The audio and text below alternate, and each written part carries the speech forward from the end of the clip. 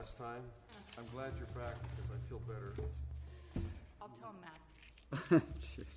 Sorry I was absent this time. No, that's okay. Lady with a baby.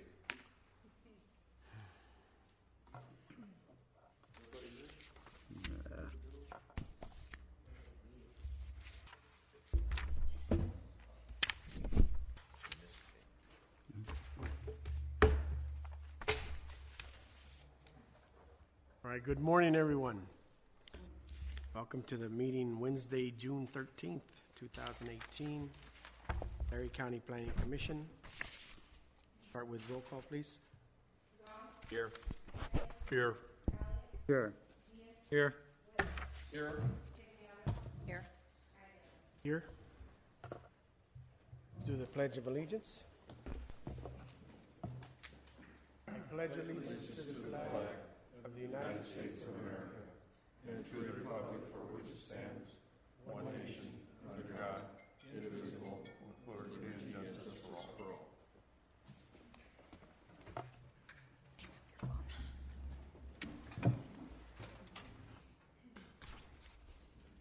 That cell phone going off is a reminder that we should turn our cell phones down to silent, please. At this time, members of the public may comment on any item not appearing on the agenda. Under state law, matters presented under this item cannot be discussed or acted upon by the Planning Commission at this time. For items appearing on the agenda, the public will be invited to make comments at that time the item comes up for Planning Commission consideration. So that all interested parties have an opportunity to speak, any person addressing the Planning Commission may be limited at the discretion of the chair.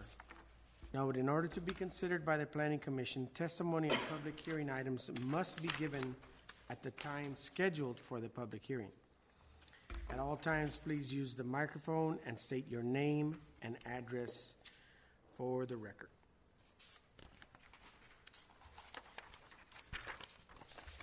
Anybody wishing to address the commission? Not, then we'll move on to item number 3, which is the approval of the May 23rd minutes. I'll make a motion on the May 23rd minutes to approve those. Yes. Yes. Yes. Yes. Yes. Yes. Item number 4 is the approval of the May Wait a 3rd. minute, I had to recuse myself on May 23rd. I wasn't here.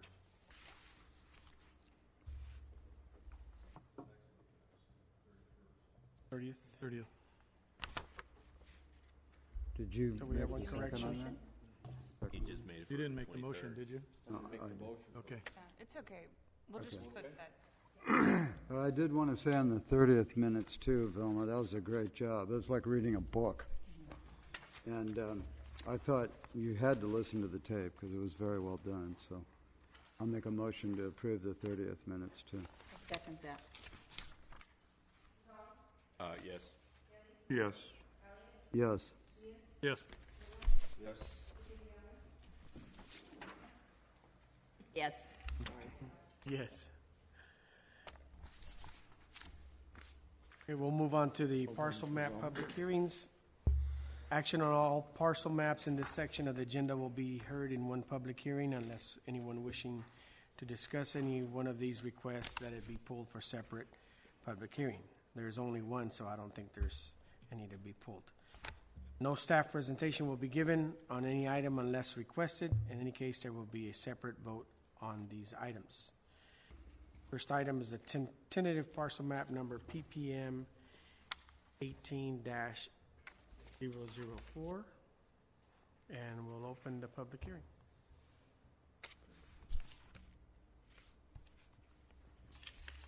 Seeing none, we will close the public hearing, and we'll move on to. Well, we have to make a, There's a motion to approve. I'll make a motion we approve the category exemption consistent with California Environmental Quality Act and the state CEQA guideline pursuant to Title 14, California Code Regulations, Section 15303, Class 3, pertaining to new construction or conversion of small structures and conditionally approved tentative partial map number PPM 18-004 and waiver of final map. I second that motion. Yes. Yes. Yes. Yes. Yes. Yes. Yes.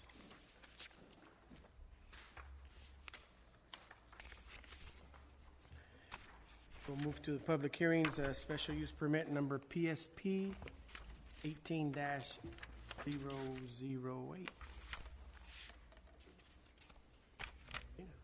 Morning. This is a special use permit for the installation of a 30,000-gallon propane tank for above-ground storage of flammable liquids. Project is categorically exempt from CEQA according to Section 15303, Class 3, pertaining to new construction or conversion of small structures. And this exemption is appropriate because the propane tank is considered an accessory structure to the existing agricultural operations on the subject site. This is the location and property ownership map, and this project was noticed according to the law. Staff has not received any comments regarding the project.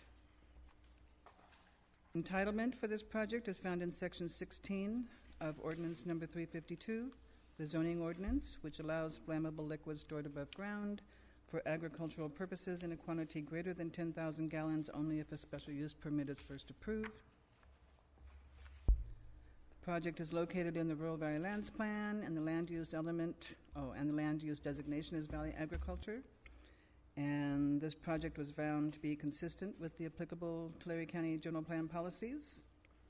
And the subject is also under Williamson Act contract, and it conforms to the principles of compatibility as set forth in Government Code Section 51238.1. This is the vicinity map. The project is located on the northwest corner of the intersection of Avenue 450 and Road 132, east of Orange Cove, or northeast of Dinuba. This is the zoning map. It's located in the AE20 zone and contains citrus orchards. All of those surrounding properties are also in the AE20 zone and contain orchards and rural residences. This is the aerial photograph, and the nearest residence is approximately 1,000 feet from the proposed location of the tank.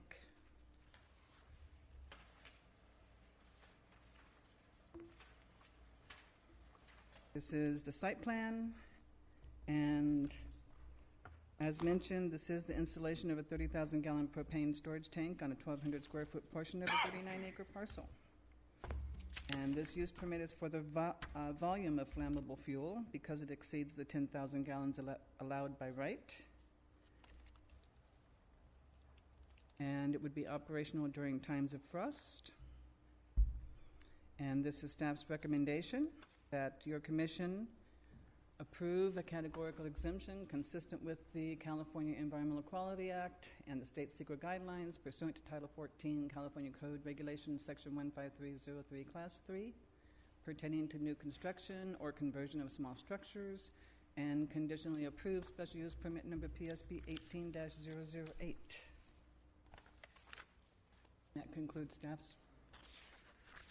Questions of What- Dana? I've got one question. I see the setback off of 132 is 50 feet. Is that reasonable? Is that a safe setback, 50 feet, you think?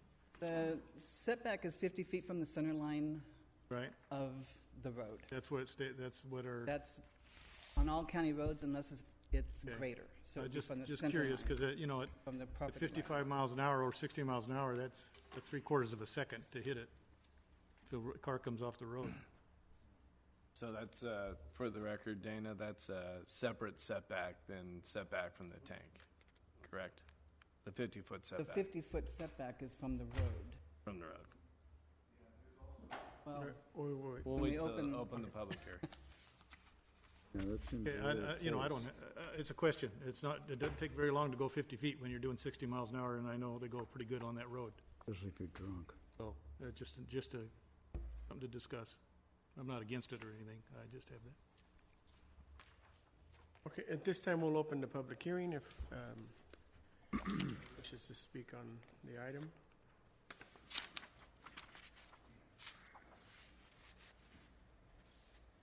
My name is Randy Smith, and I represent Dorrance Gas. And this location here, there's also 3 rows of trees from the road to where the tank is setting. Okay. And we also install the crash ballards, obviously. But there are 3 rows of citrus trees That'll slow them down. before the tank, yeah. Yeah, so it's covered by that as well. All right. And then if they go I'm airborne. satisfied. I have a question for you. I noticed there's been a lot of these coming up. Is there a trend to move to propane from electric, or what's happening with these? No, what's happened is there's been an influx of new trees going in, new ranches going in, up and down the valley. And our situation with the fuel is a lot different than other markets. Getting fuel into the Bakersfield area where most of the suppliers and the storages are, it's a little tough. So what's happened is when we get into an extended frost, and you're very familiar with that, the fuel gets real tight. So what we've done is gone out and put in these large storage tanks, and we have a lot of inventory going into the frost so that we don't run out of fuel, because a lot of these ranchers run out of fuel during the middle of a frost season and then they lose the crop. So if we get into extended frost, this allows us flexibility as far as having more inventory going into it so we don't let these folks run out of fuel. And at a much better price. Cheaper through the Exactly. summer, too. Typically fill it in the that's summer, why. exactly. All right, thank you. welcome. Any other questions? Yes, I do. I think this, we questioned this quite some time ago, but in the big scheme of things, do we have a schematic that shows where all these very large tanks are and how they are in comparison to each other? No? Through the chair, no, we do not have a schematic where all the permits were approved for these Right. large-scale tanks. Useful. But if it's the planning commission's desire, like the cell towers, we can make it. I just, Well, is there, well, yeah, I think it would be really dangerous to have like 6 of them right in a very, same area. That's what I'm just asking. When we approve these, we have no idea how close the next one is. That's what I was, I can say this, that all of these tanks are registered with Homeland Security, and they do an assessment of the site, whether it's a high risk or an issue for security purposes. So we do register with Homeland Security, and they also go through the state with the pressure vessels unit. So they're inspecting them So they on top look at of where your they're at. inspection. So they know where they're at. They also make sure that they meet the state requirements and also the federal requirements. Is that That helps. that's sufficient. Is that 50 foot from the center line of the road? Is that standard and minimum? It Or- is. It pretty much is everywhere, yeah. Okay. thank you. You're welcome. I guess if it's good enough for Homeland Security, it's good That's enough. right. It's good enough for Tulare County. But we definitely in the homeland. So. Put a beacon on each of them so we could see Yeah, there you them Yeah, so count we at can, night. So they you can know what find to it. hit, what to aim at. All right, thank you. Anybody else wishing to speak? Not, then we will close the public hearing and entertain a motion for approval. Pretty done good. I'll make that motion. We approve the category exemption consistent with the California Environmental Quality Act and the state CEQA guideline pursuant to Title 14. California Code Regulations, Section 15303, Class 3 pertaining to new construction or conversion of small structures and conditionally approved special use permit number PSP 18-008. Second that. Yes. Yes. Yes. Yes. Yes. Yes. Yes.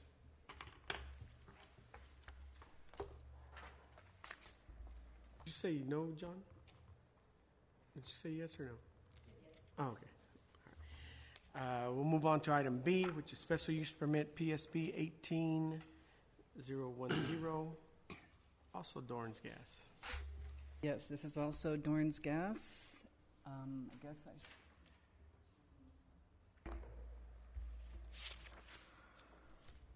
Special use permit PSP 18-010, and this is also for a 30,000-gallon propane tank on a 108-acre parcel in the AE40 zone. Project is categorically exempt from CEQA pursuant to Section 15303, Class 3, pertaining to new construction or conversion of small structures. The exemption is appropriate because the propane tank is considered an accessory structure to the existing agricultural operations on the subject site. This is the location and property ownership map. This project was noticed according to the law, and staff has not received any comments. Entitlement is found in Section 16 of Ordinance Number 352, the zoning ordinance, which allows flammable liquid stored above ground for agricultural purposes in a greater quantity than 10,000 gallons only if a special use permit is approved. This project is located in the Rural Valley Lands Plan, and the land use designation is Valley Agriculture. The project was found to be consistent with these applicable Tulare County General Plan policies. This subject parcel is also under Williamson Act contract, and it does conform to the principles of compatibility as set forth in Government Code Section 51238-1.1. This is the vicinity map. The project is located on the southwest corner of the intersection of Avenue 384, which is State Route 201 and Road 180 east of Seville. Caltrans submitted a no comment response to the consultation notice. This is the zoning map. The project is located in the AE40 zone and contains citrus orchards. The surrounding properties are all zoned AE40 and contain orchards and scattered rural residences.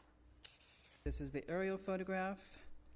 The nearest residence is approximately 1,600 feet distant, and access to the site is from SR 201. This is the site plan.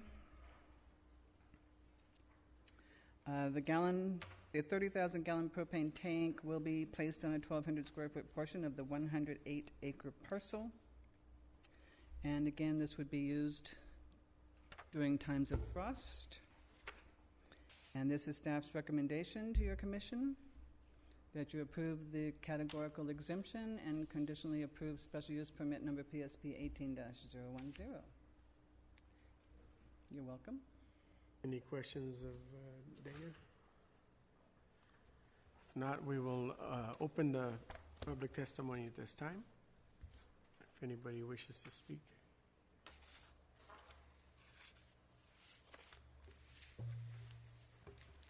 Did you state your address the last time you came up? I don't think. Can you come up and provide that, please? I just thought about it afterwards. Randy Smith of Dorrance Gas. My address is 3922 Richmond Avenue, Clovis, California, 93619. Thank you. Anyone else wishing to speak on this item? Not, we will close the public testimony and entertain a motion to accept. I make a motion that we approve the categorical exemption consistent with the California Environmental Quality Act, CEQA, and the state CEQA guidelines pursuant to Title 14 California Code Regulations, Section 15303, Class 3, pertaining to new construction or conversion of small structures, and conditionally approve special use permit number PSP 18-010. I'll second the motion. Yes. Yes. Yes. Yes. Yes. Yes. Yes.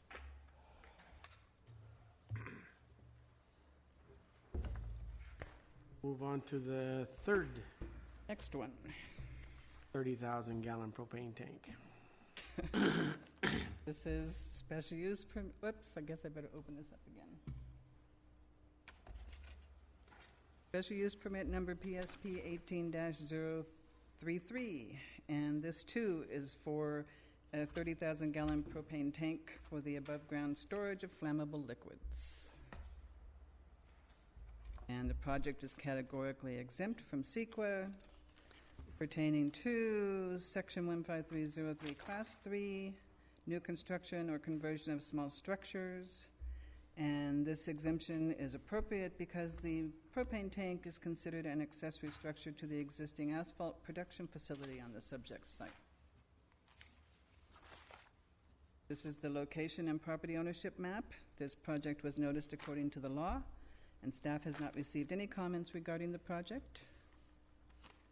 Entitlement is found in Section 16 of Ordinance Number 352, the zoning ordinance, which allows flammable liquid stored above ground in a quantity greater than 10,000 gallons, only if a special use permit is first approved.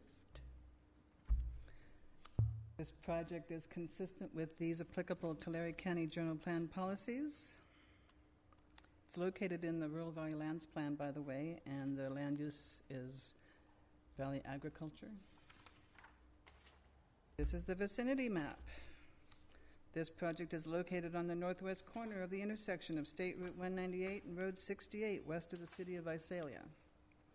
Caltrans did submit comments that have been included in the conditions of approval for the project. This is the zoning map. The project is located in the AE40 zone and contains an asphalt batch plant. The surrounding parcels are zoned AE40 and AE20 and contain agriculture, row crops primarily. This is the aerial photograph of the project site. Access is from Road 68. This is the site plan. And the project is the installation of a 30,000-gallon propane tank on a 15-acre parcel.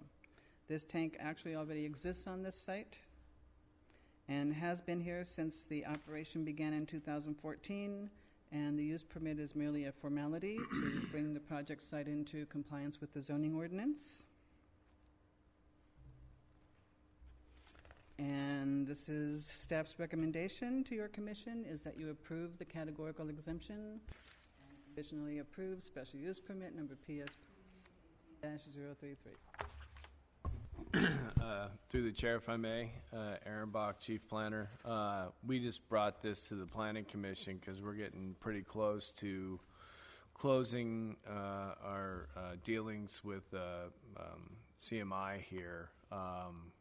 After the Betty Drive interchange is completed, and after the Road 64 hook ramps, I'm sorry, the 304 hook ramps are closed, they will need to finish payment of the mitigation fees they've been paying thus far, and that would change our regular inspections on them to a more annualized basis. So basically, we're just going through and cleaning up any issues that weren't addressed originally through the Planning Commission when it was first heard. So it is merely a formality. In fact, I think they're finally hooked up to gas, but we just want to make sure we had a clean record moving forward.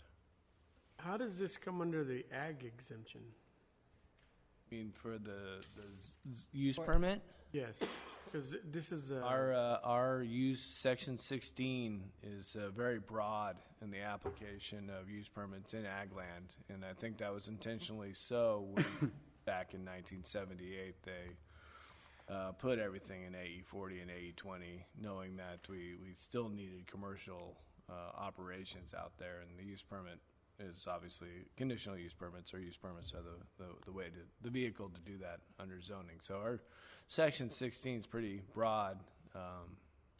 And actually yesterday, when we did the appeal for the assisted living facility, if you look even under the RA zones, they're very broad in allowing hospitals in residential zones. So our section 16 use permit applicability under a zoning code is very, very broad. No surprises there. At this time, we will open the public hearing if somebody wishes to speak on this item.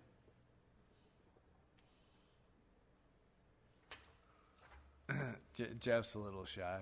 Okay. It's already existing, right? We haven't had any issues with it, right? No complaints or anything? Okay. We will close the public hearing on PSP 18033 and entertain a motion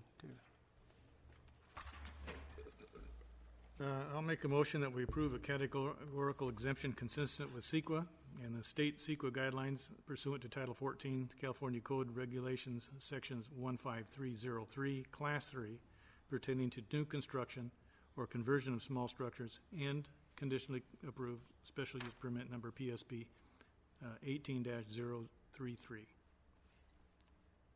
Second that? Yes. Yes. Yes. Yes. Yes. Yes. Thank you. Thank you. Moving right along here. Yes.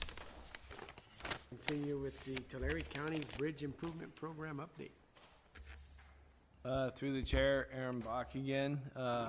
Presentation today is for the Bridge Improvement Program in Tulare County. It's a award-winning program. It's recognized by the state and by Caltrans for the amount of work these gentlemen do. It is one of the best in the state. And I also wanted to start off by stating that Hector and myself work with these guys on a daily basis, doing a lot of their environmental work and utilizing our relationships to help them out as they go through the process, because it's a pretty long process from what you'll hear today, and it's every bit as having more environmental regulatory hurdles than most of our development projects in this county. So. Thank you, Aaron. Good morning. My name is Jason Vivian, Engineer 4 with RMA Public Works. And as Aaron said, we'll be discussing our Bridge Improvement Program. With that, I'll go ahead and hand it over to Juan Sanchez and Yinling Veng to kick the presentation off. Thank you. Good morning. Like Jason said, my name is Juan Sanchez.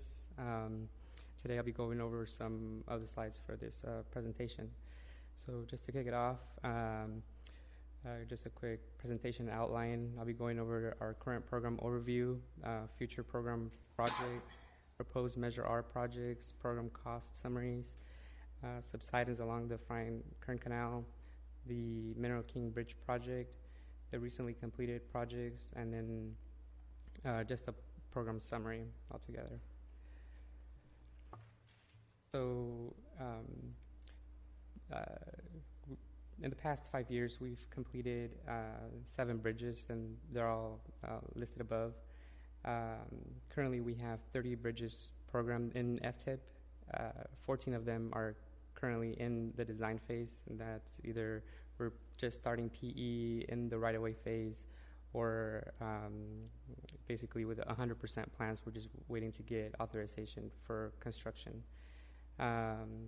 Active construction projects, we have our Avenue 416 Kings River Bridge project. This project was constructed, we finished construction probably about 2 or 3 years ago. All we're doing now is just going through the revegetation plan, finishing that up, similar with M319. And then our D129 bridge over Sand Creek, bids were open on that on 5/9, and the board awarded the project to AD Construction on June 5th. Earlier this year in March, we advertised an RFP for 3 bridges, the Avenue 376 Trevor Canal, Avenue 428 Sand Creek Bridge, and the Avenue 108 Lakeland Canal. We expect to kick those off probably sometime in August.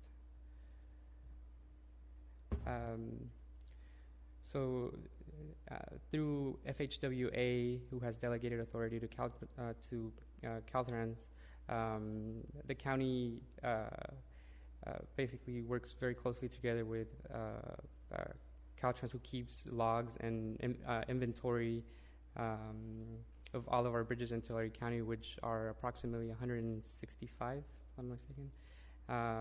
So basically, every 2 years they come out here, do bridge inspections, and we have a pretty good relationship with the bridge inspectors, so we get to go out with them, and we have eyes on all of our bridges. So some terms that you'll hear today is structurally deficient bridges and functionally obsolete bridges. The difference between the two is that a structurally deficient bridge has basically some type of damage. It could be abutment, settling, piers that are in some cases even gone or cracked. Functionally obsolete structures are those who have narrow roadways, or the alignment is is out of compliance or not up to standard. So every 2 years, bridge inspectors come out and they keep track of routine maintenance and preventative maintenance. The difference between the two is that Tulare County is responsible for routine maintenance, and that includes damage to bridge railing, just cracking of the roadway, the approach, and then preventative maintenance is federally funded. We can get that paid for with our bridge preventative maintenance program, which is federally funded, like I just said. So working very closely with the Caltrans bridge inspectors, we are able to keep a log of all of our routine maintenance, and we work closely with our roads teams as well, so that they can go out there as soon as we find out of all of our routine maintenance that are required for our bridges. And then, So how long, like that one that had damage, how long will that stay like that before it's fixed? so in the past, and I'll admit, I don't think Tulare County was doing a very good job of addressing those issues. Now this bridge program, this bridge team has been able to go out there with the bridge inspectors, and it only takes about a couple of weeks to get that replaced. And I've seen that firsthand. Go out there, and then 2 weeks later, everything that I've told them to fix, it gets fixed.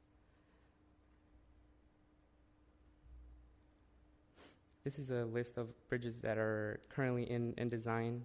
You see I've highlighted 3. Those are the bridges that we currently don't have consultants on board for the design. However, we have selected consultants, and we're probably going to kick those off here in August. One thing to note is that, you can see the large federal funding amount that we have in the works now is $33 million, and out of that, Measure R is only kicking in 140,000, which is not even, or close to 0.5%. Of the bridges that are also programmed but not yet funded through Caltrans, we have another $40 million that we expect to complete work in the next 10 years as well. And out of that, there's only $2 million of Measure R funds. Mm-hmm. One thing I'd like to note is that if you notice on the right-hand side, it shows the ADT, and you can see that the numbers, the amount of traffic on these, the numbers 1 through 5 are fairly low. But then if you notice, there's an SD flag sort of in the middle of the page. So again, as Juan mentioned before, that's a structural deficiency. So bridges that we want to address right off the bat and get those bridges replaced if possible. So that's why those bridges kind of fall higher up on the priority list here in terms of where we want to address them. And then you can see as we work down the list, you've got some of the functionally obsolete bridges with the larger projects, the Avenue 152 over Tule River. That one's close to $10 million. So we're trying to look at these bridges in terms of how many people are using them and what kind of liability the county has here. And then one other thing you'll notice is you might ask yourself, why is there such a big difference here in terms of the matching funds? So here we have about $2 million, about 5% of the total project cost. And so in this case, we have a few bridges that are on-system bridges. On the previous slide, the majority of those bridges were off-system bridges, and those are 100% federally funded, whereas here with on-system bridges, Caltrans requires the county to kick in some kind of local match. So in this case, Measure R is only contributing. Still, it's a very low number. $2 million, out of $40 million is very small in terms of what we're able to get. Excuse me, I have a question. On Avenue 152, the Tule River, why is that one so much higher price than all the others? That is a fairly large bridge. I think we were looking at this recently, and it's a bridge actually that Caltrans recently told us we could go after funds for. just because it's no longer, we didn't update this, but it's no longer functionally obsolete, it's now structurally deficient. So this bridge actually kind of kicks up to the top of the list, but it is on the border of the city of Porterville, and we're working with them to identify, who's going to take the lead on this project. But the question you asked, it's a much larger bridge. So, the majority of our bridges, I would say, are probably on the order of 100 feet long, whereas this, we're looking at about 500 feet long. So it's a much bigger replacement project. Thank you. Can you go over the bridge on Mineral King Road? I know you gave us a timetable before, but I just wanted to reiterate what's going on with that. Yes, we'll have a few more slides. I'll get to that here later in the presentation. Thank you, Jason. And then, like I mentioned earlier, we do have a bridge preventative maintenance program, which is also federally funded, and that goes through Caltrans as well. And this only applies for bridges over 20 feet. And the reason I bring up bridges over 20 feet is because those are bridges that qualify for federal funds. Anything under 20 feet, the county is responsible 100% for. So we do have these groups programmed in FTIP. However, we have not been able to get the funds to start the design or construction. But we do anticipate, hopefully, within the next year or so to kick these off as well. And like as you can see, it's $12 million, so it's also a lot of the work, Tulare County work. And I think these will address about 100 bridges of the 360 or 350 bridges that Tulare County has. And with that, I'll kick it over to Yin. Thank you, Juan. As Jason mentioned, my name is Yin. I'm one of the engineers, and I'm a part of the bridge team. So on this slide here, I'm going to be talking about all of our bridges under 20 feet and our plans for those bridges. So again, as Juan mentioned, the biggest reason why we distinguish bridges above 20 feet and under 20 feet is because bridges above 20 feet qualify for federal funds, whereas bridges that are under 20 feet do not qualify for federal funds. So all these bridges will need to be funded by Tulare County, more specifically Measure R. And the first program that we have going for bridges under 20 feet is we're going to be starting up our bridge preventative maintenance program. And the whole entire goal of this preventative maintenance program is to put together an inventory of all of our bridges that are under 20 feet throughout Tulare County. And the whole entire purpose of this is to do a condition assessment of all of our bridges so that we know which bridges require replacement, which bridges require the most attention. It's also to develop, put together a procedure in place so that whenever the road crew goes out and they do their own inspection or wherever we go out, there's some sort of standardized procedure in place so that 10 years from now, let's say if I'm not here in 10 years, someone else will be able to pick up the work and they'll be able to continue on this bridge preventative maintenance program. And as identified in one of the bullet points, we're also trying to identify all of the items of work that needs to be done. So that includes preventative maintenance work and routine maintenance work. And both of those kind of work, again, have to be funded by Measure R because, again, these are bridges that are under 20 feet. So it doesn't matter if it's routine or preventative, but regardless, it is important to identify whether or not the item of work that we identified is routine or preventative. So on top of the bridge preventative maintenance program that we're putting together, we're also planning on replacing 4 bridges within Tulare County, and the names are shown here. It's important to note that 3 of these bridges, the first 3, the Avenue 208, the one on Stewart Drive, and the one on Oakwood Drive, these are all timber bridges, and ideally, we want to be able to replace all of our timber bridges with a concrete bridge, primarily because timber bridges require more maintenance, and they just don't have the same structural capacity as our concrete bridges. So that's why we're going to be replacing those 3. And if you look at the last one, number 4, number 4 is a concrete bridge, but the reason why we're replacing that one is because it is functionally obsolete. which, as Juan was saying, is pretty much a bridge where the geometry of the bridge is just incredibly narrow, where cars can have difficulty crossing over that bridge due to how narrow it is. I think for that bridge, we only have about one lane is only about like 8 feet or something like that. So when you have these huge trucks that are trying to cross through the bridge, we've had some scenarios where some trucks will actually fall down into the channel and creek. So that bridge is definitely on the list, and that's why it's here, and that's why we're going to be replacing that one. And I'd like to note that a lot of these bridges we're going to be doing the design in-house, so they're going to be designed by primarily our team. And so this slide here just goes over all of our projects, the ones that are above 20 feet and the one below 20 feet. And so altogether, when you consider all the stuff that we have planned for the bridge team, we have about $89 million worth of work, and only about $7 million is going to be coming out of our Measure R funds, which is a pretty low number compared to how much cost there's going to be with replacing and maintaining our current bridges. And so what this map shows is, like the previous slide, it just shows a summary of all of our projects. But instead of showing a list, it just plots it out throughout the whole entire county. So it just shows you that we're doing work not just in one district, we're doing work throughout the whole entire county. And if you look at the legend here, it just shows you the work that we completed, the work that's currently in progress, the work that we are planning on doing for our bridges that are over 20 feet, which are in red, and the bridges that are under 20 feet, which are in purple. But again, it just shows you that we're doing work throughout the whole entire county, and yeah, essentially there's a lot of work to be done there.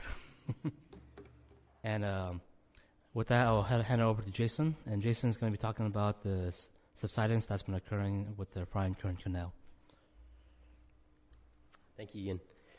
Okay, so from 2012 to 2017, combined with environmental restrictions and heavy water use due to water being pulled out of the groundwater supply, we have seen a large impact area specifically around Deer Creek in the Terabella area, where the ground has sunk significantly. So I think in the last, if you look closely at the slide here, if I can kind of show you with my mouse, our Deer Creek areas and the Terabella areas right in here, it's shown in yellow.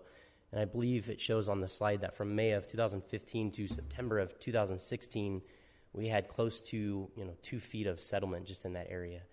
And so Bryant Kern Canal, this black line that's shown starting up here in Madera County and continuing all the way down into Kern County, the canal was designed as a gravity-fed facility.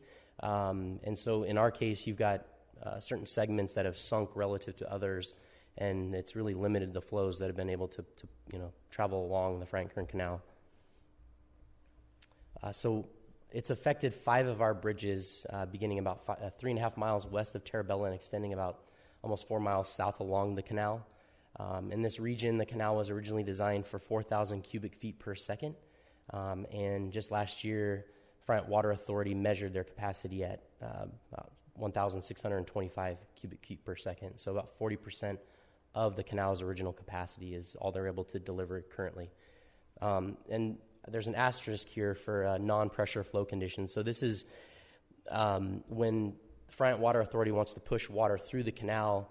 In some cases, the ground has sunk so much that, specifically with our 5 locations here, that the Bryant Water Authority, in order to get some additional capacity, they're targeting about 1,900 cubic feet per second. They've actually had to run water up on our bridges. It's not an ideal situation, but it's something that we're working with to address. And so that, as I mentioned, 1,900 cubic feet per second is about what their target operational flow is, but that does result in a pressure flow condition. And you can kind of see here the bridge on the left over Avenue 96. This is a bridge, one of our bridges that's been affected. You can see these 2 photos were taken on the same day. The water level on the left is much higher, and the water level on the right over here near State Route 190 is much lower, just showing you the amount of ground sinkage that has occurred along Avenue 96. So again, these bridges weren't originally designed for a pressure flow situation, and again, it's not ideal. But Front Water Authority has done some outside analysis to show that the bridges do have, plenty of structural capacity, and they are stable under the pressure flow condition. So what are we doing about this? Currently, we're working with Front Water Authority to accommodate the increased flows. We've been meeting with Front Water Authority to develop some short-term solutions to go out there and do some preliminary work prior to the next high flow period. Typically, Front Water Authority is only running flows on these bridges for 2 to 3 weeks. It's a very short period of time, but we want to try to get in there and do some short-term work before they have their next increased flow period. And then some longer-term solutions that we're still in development with include, either replacing the bridges, abandoning the bridges, or Front Water Authority is looking into some kind of supplemental capacity conveyance, pumping, or doing a bypass of flow. So here we go, our Mineral King Bridge, Oak Grove Bridge. So previously we had identified 3 project alternatives. The one up top in the middle, this is the rehabilitation alternative, and this alternative consists of retaining those red components that you see, the primary arch, and then the outer columns. The green interior elements, those would be replaced as part of the rehabilitation alternative, along with the deck itself and the barrier rail. But part of that design would be replacing those elements in kind, so it would look identical to the existing structure when it's completed. A second alternative that we identified, the replacement structure on the bottom left-hand side of the page, that is a replacement structure on an upstream alignment, and then leaving the existing bridge in place to serve as a pedestrian structure. And then the third alternative on the bottom right-hand side of the page is a hybrid replacement / rehabilitation, where we've taken a brand new bridge spanning the entire channel and then tied some of those arch components into the new bridge, but the arch wouldn't take any load. So these are the 3 alternatives that we had originally identified beginning of the project, and as we've moved along, we're still in the preliminary engineering phase. The environmental phase is ongoing, but we have recently completed a finding of effect, and that was completed in consultation with Caltrans, and we concluded that only one alternative resulted in no effect, and that was the bridge rehabilitation alternative. So we went through the State Historic Preservation Office, and they concurred on the finding of no effect for the bridge rehab alternative. And so as we move forward, that's the alternative that we will carry through the remainder of the project. We have a few technical studies that we'll finalize this month, and then we anticipate receiving NEPA clearance in August of this year. We're still looking at, I think we had identified an ISM&D for CEQA, but we still have a few bio studies to be completed. And one of the key things here, we'll be holding a public information meeting next month. I think we're looking at around mid-July to do another public forum, just to inform residents and people up in that area what's going on with the project, and to inform them of where we're at and where we're headed. Was that July 24th? July 24th, correct. That's sort of a preliminary date that we've established. I'm not 100% sure on it, but we will confirm that. That'd be in 3 Rivers then? Yes, correct, up in 3 Rivers. So go back to the slide before, which is the final one? The one up in the top, the very top, okay. Yeah, the middle there. So it'll be the rehabilitation alternative. And just the last bullet here. So it's like I said, it's a kind of a long project, and having to go through some different stakeholders on this project. We're anticipating construction in the fall of 2021. One of the other things that is going on, it's not related to this project, but the state parks, I think they are working on a portion of the road above Mineral King to go through and do a lot of rehabilitation of the roadway itself. So I think their plan is to get in before us. We would do this bridge, and then we've also been looking at the road leading up to this bridge and possibly doing some work along that road too. So we're going to have to, look at all 3 of these projects and figure out the timing of them. Could you go back to that one where the 2 ridges, one was the result of the subsidence, the other one was on 190, I think. Yeah. So what do you do over there on the left side is there an engineering strategy for, what's the tolerance of those bridges if we get more subsidence? I'm curious because there's been a lot of talk about subsidence all over the state. Sure. But what do you do with a bridge? Can you design a bridge to go up? Well, Or do you have to tear it down and rebuild it? it's an option. I mean, we can look into potentially jacking the bridge up. I mean, literally, we would pick the bridge up off the abutments, reset the abutments, and then drop it back down. That's an option. I mean, I think here with these bridges, the best option would honestly, be replacing the bridges and having to increase the profile. But then, of course, you get all the associated costs and impacts around there. When do you decide it's too close for comfort? Pardon me? When do you decide it's too close for comfort to let that bridge on the left stay the way it is? Well, I think, it seems like the subsidence has slowed down in the last year or so. It has reduced. Again, it's still ongoing. I think the bridge, structurally, it's adequate as long as that water doesn't start to go, obviously, over the top of the curb. We've got a little bit of more room. You can kind of see where the water level had gone just below that white pipe on that bridge there over 96. But obviously, we don't want water going overtopping our bridges. I mean, in some cases that does happen where we've got flood waters. But in this case, this is an extended. So with the funding, if you had to go in, let's say 4 or 5 bridges that occurred in the next year or two, do you collaborate with the federal government, with the state? Yes. In terms of getting funds to raise them? Or yes, and the good thing actually here is that 2 of the 5 bridges that were impacted on here, 2 of those 5 are funded. They're part of those 16 bridges that we have in the future for future replacement or rehab. So those bridges have funding. We're looking at establishing funding for those already. The other 3, it's going to take some coordination between us and Friant Water Authority. I think it would really kind of hinge on what they want to do here. For us, structurally, again, it's not we don't think it's an issue. We can work with it. But ultimately, they want to push more flow through the bridge, and they want to get back to their 4,000 cubic feet per second. So I think it's going to be working closely with them, and they're going to need to figure out a funding mechanism in order to make that work.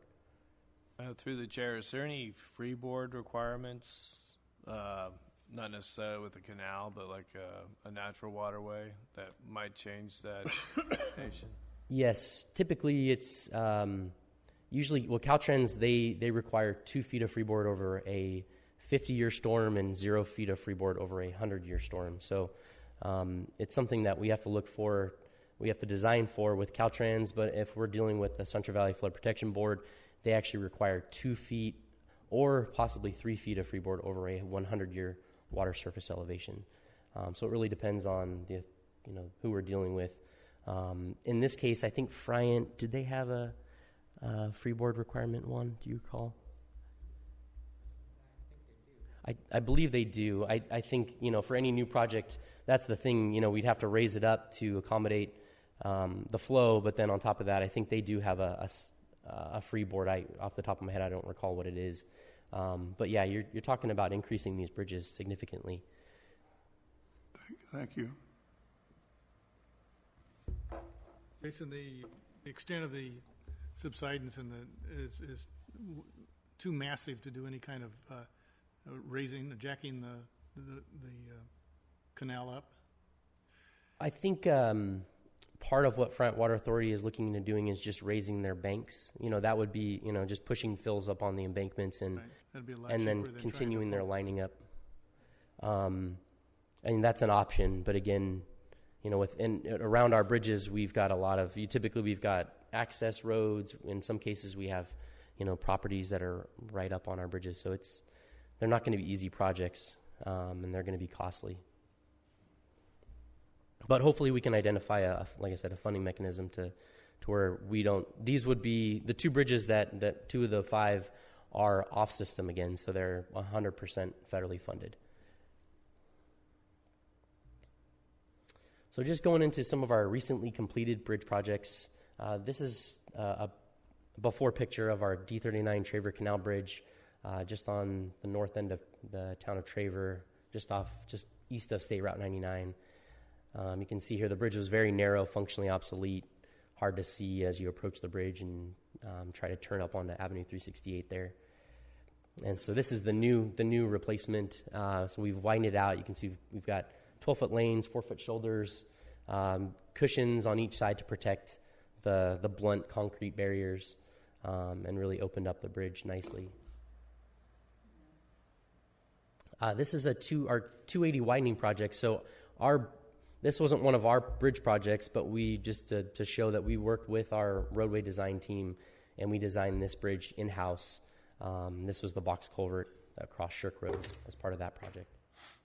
And then we've also worked with them on some of the overlay projects they've had. This one, the 280 overlay project, where we upgraded some of their railings on the overlays over bridges. Jason, question. That box culvert just triggered something in my head. Back on the Frank Canal, could they put a box over to cover the top of that, and then basically the water behind it then would actually like a siphon, would almost push the water up to the other side? Mm-hmm. Yeah, I don't know. I don't know what Front Water Authority would, if that would be acceptable to them. I mean, it's definitely something that we'll keep on the table and look into when we get to that point. I mean, typically you look at all of their bridges and they're clear span or 2-span bridges that cross over, just so we don't have flows actually hitting our abutments and some of the structural members. I don't even know if that would work, but if they somehow put a structure over the top of that thing and made a box out of it, then even though it dipped down, it wouldn't make any difference because the water coming from this way would shove the water right up over the top. Yeah, we've actually, it's funny because you mentioned that, and we have a couple other projects where we were also seeing subsidence, and one of the proposals was to build a box, and then if that subsidence occurs, you just raise up the walls of the box, the barrier rails almost, and that way that water can just hit that rail and then, like you're saying, siphon under the bridge. So it's definitely an option. I just don't know it.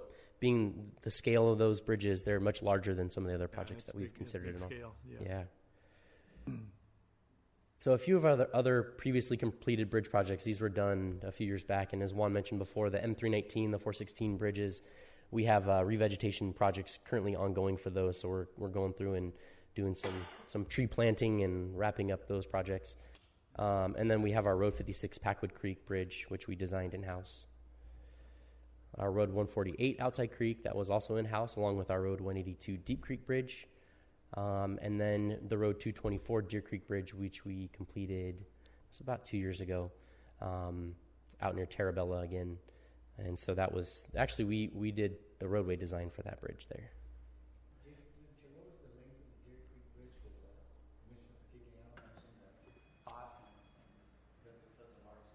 Yes, I think this one was 450 feet long, this bridge. It was kind of a newer type of bridge that we used for the design. It worked really well. This one was it's going to be much cheaper just because for the Avenue 152 bridge, we're looking at possibly going from 2 to 4 lanes. So I think this bridge we ended up building it for about $3 million. So we got a pretty good deal on this one. I don't know if, we're not going to be able to have that kind of an economy on 152, unfortunately. But and how long was the previous bridge down before you guys replaced it? Oh, the 224 bridge, that was down for, I believe it was about three years. So initially it had washed out every 5 years on average, and we went in there, and I think we had declined FEMA funds to just go back in and fill it back up. And luckily we did, because right after we finished the installation of the foundations for this bridge, the piles, we had flows coming through the bridge. So if we would have done stuck with the status quo from years past, we would have been in the same position again. Yeah. That's a testament to these guys and how progressively they think of these things. Yeah. Thank you. Yeah. Well, speaking of being progressive, the Mineral King Bridge. Now, the superintendent spoke up in Mineral King last August to a group of people that are stakeholders up there. And basically, he said their funding is in place to redo the upper part of the road. And this is the national parks. National parks, sorry. Yeah, and they're going to redo that upper part of the road in 2020. Now, I think because the lower part is all county, and it's got historical significance also connected with the bridge and the rest of the road, that it would behoove us to get going on that because there will be federal money available to fix that road. Yes. We need to jump on that and make sure all our T's are crossed and I's are dotted. I agree. And actually, that's something we've looked at recently. So it's part of the FLAP program, the Federal Lands Access Program, I believe is what it's called. And I believe the call for funds comes next year, 2019. And so actually we've been talking to some of the individuals with the national parks, and they were going to be up here later this month, and they're going to be assessing their portion of the road, and they'll be doing sort of a windshield analysis of our segment to help identify some of the issues, and so that we can go after that funding when it opens up next year. So it's a great opportunity. Yes, I agree. We'll definitely be ready for it when it comes. I hate that road, though. So finally, just to wrap up here, so as we mentioned before, we've got 14 bridges that are currently in design. We're trying to advance to construction, 16 additional projects that will be starting in the next 5 years. We've got our over 20 BPMP. We've got the design sort of done. Actually, I'm sorry, we're saying we're going to try to complete design within the next 5 years and have a sizable portion of that work constructed. We'll also be developing our inventory for our under 20 bridges, establishing procedures for routine maintenance and inspection, and establishing a list of rehab. And out of that will come other rehabilitation or replacement projects. And we've also got 4 additional locally funded bridge projects we'll design in-house, and then continued coordination with Front Water Authority on solutions for the Kern Canal issues. So again, our total estimated cost about almost $90 million, leveraged with about just over $7 million in Measure R funds. And is there a cost now on the Mineral King Bridge that if you go with that alternative, do we? I do have a cost. It's a little older, and I don't know. It'd probably not be up to date, but I could provide you with a more recent cost. Okay. Well, that'll be good for the 24th meeting, too. Yeah, we'll bring that up, yes, at that point in time. Is Three Rivers going to chip in? Is that why you want to know? Or? Oh, of course. We're using some of our transient occupancy tax. Thank you. We'll see up there. All right, well, that's it. Thank you very much. Through the chair, before they leave, I just want to acknowledge the great work that they've done as engineers. They are engineers, and they're kind of like the secret folk where we just see in black and white. But the connections that they've made with their colleagues in other agencies, the ability for them to get the other agencies to answer questions, and we're talking not just federal level, we're talking at the state, and we're not just talking Caltrans. I mean, they run into the water boards, they run into Cal Fish and Wildlife, and they're running to multiple agencies that are seeing things a little bit differently. And when we all come together to do the environmental component of it, it makes a great team. Because there have been some obstacles here where are there trees in the canal? You got to remove them. There have been red-tailed hawks. There have been other things out there where it's like we've done the environmental for them, and it's worked out really, really well. And when you bring up, Three Rivers, there are some programs that may be down here for flatlanders, if you will, in the valley, the ATP program or whatever, Safe Routes to School. They may not apply there, but you put it into the plan anyway, because this kicks in. And Traver is a great example because that canal, I think it first qualified and it was disqualified because it didn't have a high enough ADT. And Jason told me that. I go, well, wait a minute. I go, we just did a traffic study there 2 years ago, or a year and a half ago. It's 10 times what Caltrans is saying the traffic is. So they were able to get the funding. A couple of years later, it's done. It all comes together. You have to do advanced planning, and then when an opportunity arises, sure that it may be program 3, 4, 5 years down the road. CEQA's been satisfied. The majority of these bridges that they're working on, CAT exemptions that we've done in-house. And that's been great because Caltrans will then handle the NEPA component of it.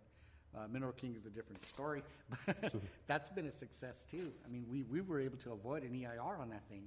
So that says a lot for this team and their ability to work with all the powers that be. So kudos to them and their team. Again, I would just like to thank our planning staff. I mean, these guys have been great to work with too, so it goes both ways. Well, as Hector was stating, he was instrumental in actually getting some of the mitigation done for the Traver Canal Bridge, working with his connections with California Department of Fish and Wildlife, and creating a mitigation program within the county, working with Parks Department. So we're constantly thinking about these things as they're moving through the process just to make it smooth. We've done environmental on pretty much all the pictures that you've seen today, including all the environmental for the Deer Creek Bridge. So, Add to that, the Avenue 280 that he brought up, and then the culvert that was done there, we did that with CAT exempt. You know, and that because we then used a former EIR, EIS that had been done for the Avenue 280 widening. So we take that environmental document and we couple it with the CAT exempt. All of the environmental issues had been addressed in that earlier document. We just reiterated them and said they still stand. They had to remove some pistachio trees. But other than that, you know, CEQA was satisfied in just a CAT exempt. So it all comes together. Nancy, I think it's a little more important to get the inventory of those little bridges than those propane tanks. You're right. Yeah. You're right. Yes. Thank you very much. Thank you. And I All would right. like to say on that note that I find it interesting sitting here. I was sitting here thinking, you know, all we hear, or I hear a lot of, is complaints about the country roads not being worked on and not being fixed. And I was sitting here thinking, you need to this is huge on this. Those bridges are huge. And nobody's talking about that. You know, those bridges are getting fixed and they're part of the whole road system. So, you know, kudos to you guys, and maybe somebody else should be saying kudos and getting it out. The local media could write a story on it. Yes. We got yes. Mineral King Bridge going in this week, but There you go. if you see those bridges, and you guys do a great job on those country road ones, those aren't glamorous, you know? No, they're not. Not grabbing headlines, but you certainly deserve it. But they're all part of Farm to Fork. You know, that's all part of that. So great job. Speaking of, I have a question. Speaking of roads and whatnot, I see Acres. Is it Acres? What's that? Is that 88 Acres as we're heading to Tulare? Anyway, that road was redone and just recently, right? That was in-house. We did that, right? That was in the county out there. I just had somebody call me and made one comment and said, you know what? If it would have been a foot wider on either side, we could have had a bike lane out there. But as it is, it's pretty dangerous. It's still pretty narrow for bikes. Yeah. It did a wonderful job, and, Yeah. and the road's great. But And it would be a great place to have a bike lane. between Tulare and Visalia, it would have been perfect. Yeah, exactly. But maybe we can have a little more foresight in the future, and when we have arterials that are going to, you know, between places, that we may put that in the plan. I think Demery can accommodate though. Demery is better. Yeah, Yeah, but it's Demery's becoming a super highway. I mean, I Yeah, wouldn't want to it be really- on a bike out They there. go so fast on well, and, through the chair, I think with this upcoming regional transportation plan from ECAG, I think you'll see more emphasis on bikes. They did pay us to do these complete street programs through grants, and those are all being incorporated with the RTP itself. So I think the major arterials will have more of a, and they do have a bike plan. It was formulated 2 RTPs ago, but I think you'll see more emphasis on it coming out this time around. Director's report. Very good.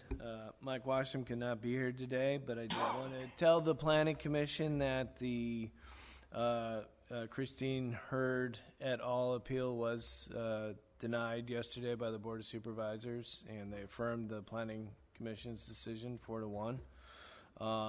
So that's complete. Which one's that? That was Christine Hurd. That was the assisted care facility, Oh, okay, yeah. Magnolia Tulare? Group with Arnold and Esperanza. So that was pretty quick. We didn't change the beds on that either, did we? No, it was, they approved it or reaffirmed your decision to 18 beds, stating similar comments to this commission as far as the need for these facilities. As far as looking at coming to the end of the fiscal year, this will be a great year.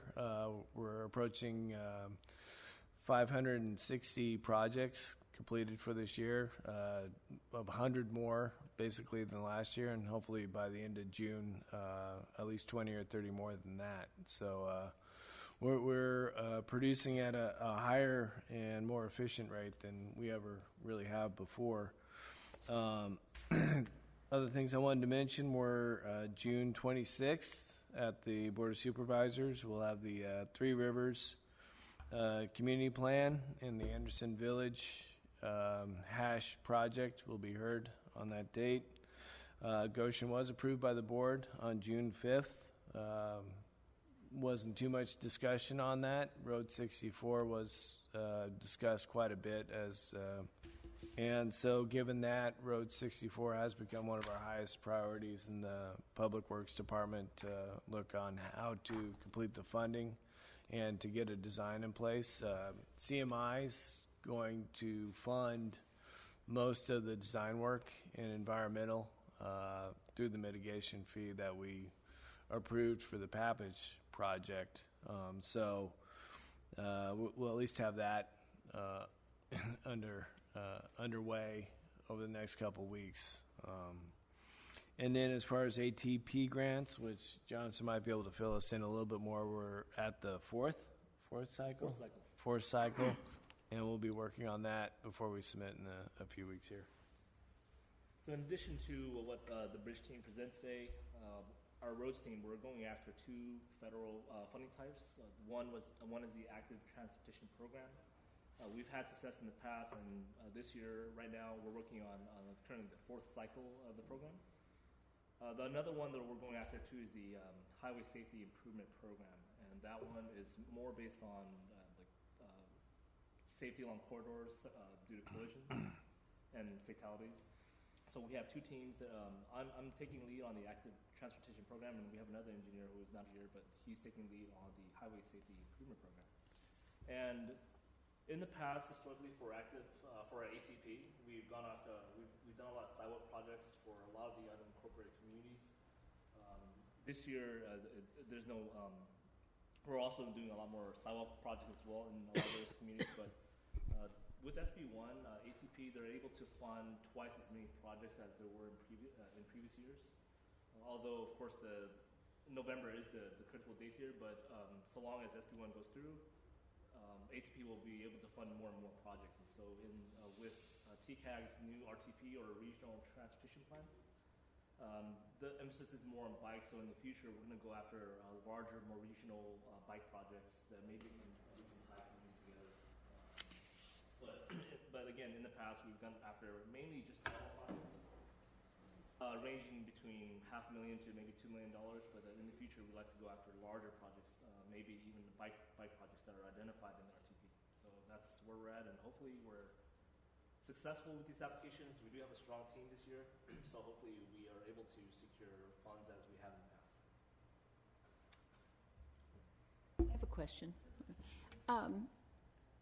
How do you assess road usage and some of these country roads, country right on the edge of the cities that have now become arterial?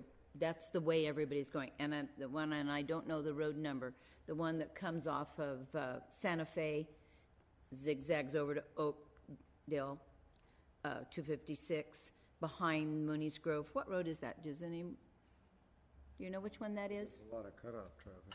Yeah, it is like bumper to bumper every evening and every morning. It is how everyone is getting from Tulare to Visalia, trying to avoid the main, It's amazing. So how do you guys do that? How do you... So we have our traffic division, Louis. So we have a gentleman who, I don't know the frequency, but we do go out there and count ADTs. Mm-hmm. But another way we can, so we do, so every, let's say 2 years or so, we'll go out there and get the traffic count. But it could be longer than that. But then also, usually when there's a concern, so let's say if you say, hey, by the way, I've noticed that road is always congested, and you call one of our engineers, we'll send our guys out there and investigate the issue, and then that's another way we can.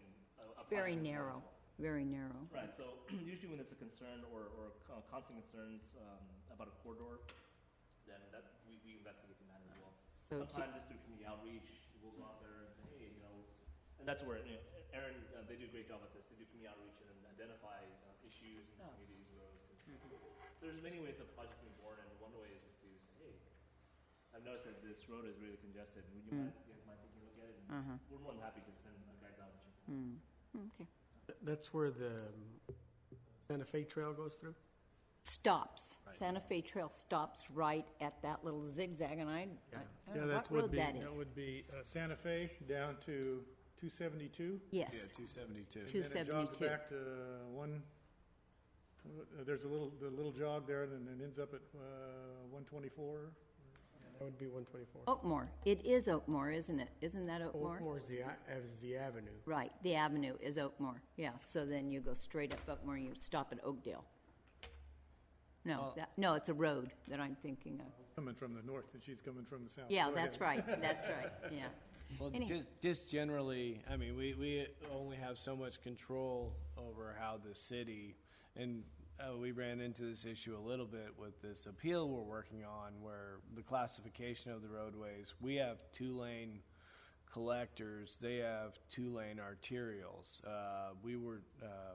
We had go to a 4-lane arterial under our general plan as far as our road hierarchy. So we have level of C thresholds all the way through 13,000 ADT to get to a level service D, and we allow level service D. So you're almost at 20,000 ADT before we get into level service F. So, but when people start not doing what the traffic study says they're supposed to do and start finding other ways to do that, that's really a regional transportation plan issue. Like Johnson was saying, we can investigate that locally, but when we start putting our projects together to get funded through Measure R or something like that, then that would become highlighted. But as far as the global model for the county, that's TCAG. And so that's something that TCAG should be made aware of, because when they're running their models, they're looking at transportation zones and how cars should operate, but the reliever streets and things like that people think of locally aren't necessarily. And it's kind of a no man's land because it's just between the two cities. You know, it's really a small little area. Right, but like I'm saying, when our 2-lane collector roads, we envisioned to potentially It's a country road. become trafficked when people start using other, Tractors should go down it. You know, I mean, that's people all start it is. using these other reliever roads. That's a local issue that we should start to address, but ultimately it needs to be addressed through Measure R funding or something large scale like that. Just a question. I mean, I'm not asking for action. I'm just really noticed the We'll big send traffic. Johnson right on it. Actually, Well, when I see after that car sitting there and they're counting the cars, I'll know. Anything else? Oh, and then to complicate matters, at 272, as it comes out over here by Mooney's Grove, State Route 63, now you're involving Caltrans. Yes. So they're running into multiple agencies with TCAG, Visalia, Tulare County, and Caltrans. That's going to be some juggling that has to be done. But I know I drive that often too.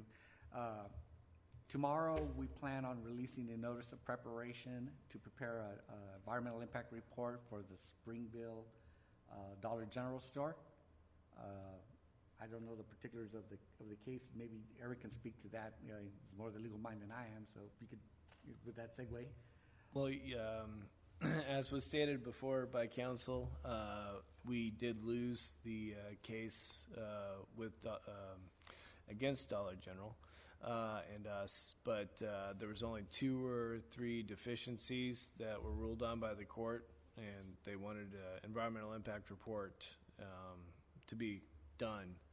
So they vacated the previous decision. So moving forward, we'll go back through the process again with an environmental impact report. But really, they just discussed 2 issues, water and economic blight. And so those were the 2 things we're really focusing on. But it will be a full environmental impact report going through.